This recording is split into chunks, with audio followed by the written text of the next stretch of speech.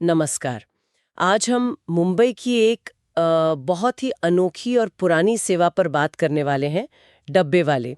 हमारे पास एक लेख है जो इनकी पूरी कहानी बताता है। तो कोशिश रहेगी कि हम समझें कि आखिर ये सिस्टम इतना गजब का क्यों है। हाँ, बिल्कुल। सोचिए जरा, रोज हजारों डब्बे वाले पूरे शहर में लाखों लोगों तक, वो भी घर का बना गरम खाना पहुंचाते हैं। और कमाल की बात है, सटीकता, लगभग कभी गलती नहीं होती। हाँ, डब्बे वाला। नाम सीधा सा है, डब्बा मतलब टिफिन और वाला मतलब वो जो उसे लेकर जाए। ये लोग ज्यादातर महाराष्ट्र के ही कुछ खास इलाकों से, जैसे पुणे के पास से और वहीं के समुदायों से हैं। पीढ़ियों से चला आ रहा है ये काम। अच्छा, और इसकी कहानी भी काफी पुरानी है। कहते हैं 1890 में शुरू हुआ, जब किसी एक पारसी बैंकर ने सोचा कि भाई घर से ऑफिस खाना आना चाहिए। हाँ, वहीं से एक जरूरत से शुरुआत हुई और फिर ये आइडिया चल पड़ा। चल पड़ा मतलब दौड़ पड़ा। बिल्कुल। इतना के 1900 आते आते तो बाकायदा एक एसोसिएशन बन गया, Nutan Mumbai tiffin box suppliers association. सोचिए, आज इसमें 5000 से ज्यादा लोग जुड़े हैं। 100 साल से भी ज्यादा पुरानी बात है ये। 100 साल से ज्यादा, और आज भी उतना ही सटीक। भाई ये होता कैसे है? मतलब सुबह घरों से टिफिन ले लिए, फिर उसके बाद का प्रोसेस क्या है? हाँ, यही तो उनका कमाल का, पर एकदम सादा सिस्टम काम आता है।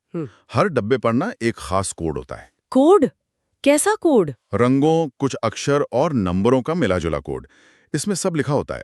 घर का पता कहाँ है, ऑफिस कौन सी बिल्डिंग, कौन सी मंजिल पर है, पास का स्टेशन कौन सा है, सब कुछ। और सबसे अनोखी बात, क्या? इसमें कोई डिजिटल टेक, कोई ऐप, कोई जीपीएस, कुछ नहीं इस्तेमाल होता है? बिना टेक्नोलॉजी के? फिर इतनी इतनी सटीकता कैसे? ये तो यकीन करना मुश्किल है। बस इसी कोडिंग और इनके आपसी तालमेल के दम पर। कहते हैं कि एक्यूरेसी रेट है 99.9999%। मैनेजमेंट की भाषा में इसे 6 सिग्मा कहते हैं। 6 सिग्मा? अरे वाह! हाँ, ये मतलब क्वालिटी का बहुत ऊंचा लेवल है। सीधा सा मतलब ये कि शायद करोड़ों डिलीवरी में जाकर कोई एक गलती हो जाए। तो ये सिर्फ नंबर नहीं है, ये दिखाता है कि इंसान मिलकर भरोसे के साथ क्या कुछ नहीं कर सकते। कमाल है, अविश्वसनीय। तो मतलब ये डब्बे फिर लोकल ट्रेन से, साइकिलों से, हाथ गाड़ियों से अपना सफर तय करते हैं। बिल्कुल। लंच टाइम तक एकदम गर्म खाना ऑफिस टेबल पर, और दोपहर में खाली डब्बे वापस घर। और सुना है हर डब्बे वाला रोज करीब 60-70 किलोमीटर चल लेता है। हाँ, औसतन इतना तो होता ही है। और ये सब कुछ चाहे मुंबई की भयानक बारिश हो, या एकदम तेज गर्मी, या शहर में कोई बंद या हड़ताल हो, इनकी सेवा रुकती नहीं है। सही बात है। और उनकी पहचान भी है, वो सफेद कुर्ता पजामा और गांधी टोपी। और खर्चा, वो भी बहुत ज्यादा नहीं, महीने का करीब 300 से 600 रुपए के बीच। बस पूरे महीने का? कमाल है। इस सिस्टम की गूंज तो फिर दुनिया भर में होनी ही थी। मैंने पढ़ा कि फोर्ब्स मैगजीन ने 6 सिग्मा रेटिंग दी। प्रिंस चार्ल्स खुद इनसे मिलने आए थे मुंबई में। हाँ, 2003 की बात है ये। और इतना ही नहीं, हार्वर्ड बिजनेस स्कूल जैसे बड़े इंस्टीट्यूट में इनके मैनेजमेंट के तरीके पर केस स्टडी चलती है। अच्छा? हार्वर्ड में। जी हाँ। और बीबीसी, यूनेस्को, सबने इनके काम को सराहा है। ये दिखाता है कि कैसे जमीन से जुड़ा एक सीधा सरल तरीका भी दुनिया भर में मिसाल बन सकता है। लेकिन अब तो जमाना बदल गया है। क्या आज भी सब पहले जैसा ही चल रहा है? कोई दिक्कतें नहीं आ रही? हाँ, देखिए, चुनौतियां तो अब हैं। सही कहा आपने।